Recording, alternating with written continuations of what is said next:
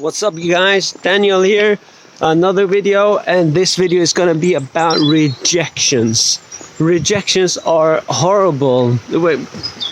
Most people hate rejections. It's just a common thing that we all do. We all hate rejections. But think about it, if you want to be a property investor, you are doing something differently, then again, rejection is gonna be a part of a normal for you actually. So you're gonna get rejections from basically all the time.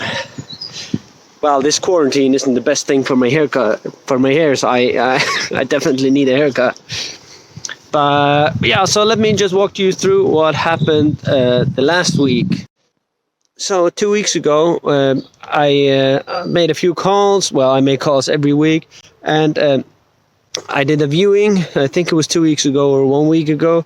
I did a viewing. I viewed a house, a property, and I talked to the owner. That was on a rent-to-rent basis, where we negotiated a fair price, where it was a price where I pay a price and he pays all the bills, so everything was including, and which he said was perfect for him. And then I was going home thinking about it, and I asked for 4 weeks rent-free to get it ready, which he was happy with and everything. And then I sat down, made a contract that worked for both me and him, sent him the contract. He told me the contract was perfect. It looked perfect, worked for him. And then, well, so the only thing that he needed was to sign the contract. So I never get excited too soon. So you haven't done it until you have the signature. So you don't have to celebrate anything before you get the signature. And that's what I said to other people. But I was getting a little bit excited, honestly, I did. But then he was supposed to sign the contract that day, and then he came back to me and basically just changed his mind. He upped the price. He didn't want me to get it before. Because I wanted it to get it up and running. Even it didn't have to be up and running, just furnish the place, get everything ready, and then started renting it actually. But he changed his mind on that. He changed his mind. He upped the price. So he changed a lot of things, and then it didn't work for me at all. So it was just, I told them that it doesn't work for me, and that's fine. But if he ever changes his mind back, he is happy to come back to me. So I'm just saving the contract. It's always good because I might be able to use the contract elsewhere. You can always tweak it so it works for someone else as well. But I'm just saving it, so if he comes back to me, I'm happy to do it. We'll work with him anyways. But again, so never get your head down when you get a rejection. And even if you get almost buy a house, almost rent a place, and then somebody just changed their mind, it doesn't matter. It doesn't matter. You just go for the next one. So actually I have 2 others in the scope. So almost ready. We're in the negotiating phase. So, I'm hoping something happens there.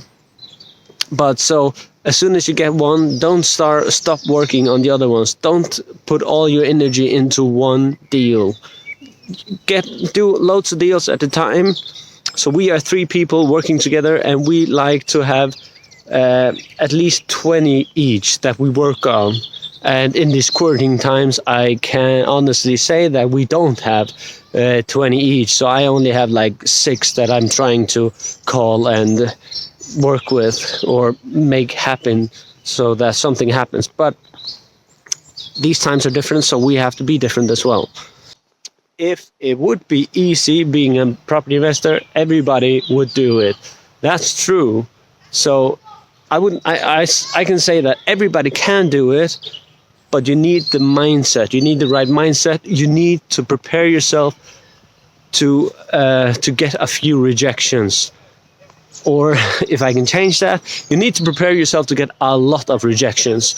Rejections is something that you'll just come through. It will happen on a daily basis. Once you're out there every day working or trying to negotiate, you'll always go out and negotiate, and you'll get no. So actually, if you're expecting the no, it helps me personally. It helps me if I actually call the house and I ask for things and start negotiating, but I know that I'm not gonna get it. So I'm actually talking and expecting a no.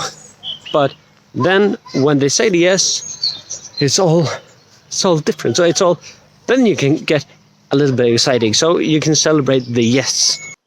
So just remember that when you if you go after something, expect a no. But if you get the yes, you can be over the moon. But remember, if you get a yes, it doesn't mean that you have. I almost fell there. I almost tripped. But if you get the yes, be happy. But don't celebrate anything before the contract is signed. You don't have anything. You haven't got anything unless you got that signature. If they say yes, I'm up for it. Yes, we're doing it. And even if they say it 5 times, it doesn't matter if they haven't signed. So you don't celebrate until it's completely done. Just remember that whenever you go into a deal. If they say yes, they're happy for it. It's not completely over. And so a few years ago, they said that a handshake is a man's bond, and James Bond. But that's not anymore. So that's changed. So now we need contracts and signatures because people say yes and shake hands on anything. So that's what we changed, and I would say that's a bad thing. I like the days when you can trust the person and say a handshake was his bond, and you actually could trust the person with a handshake. But well, that's not the case anymore. That was actually it from me, guys. So I hope you enjoyed it. Any questions, anything, leave it in the comment. Don't forget to like and subscribe. Follow actually my property journey. I will document everything. Usually I come out with something once a week. I just came out with this because I had this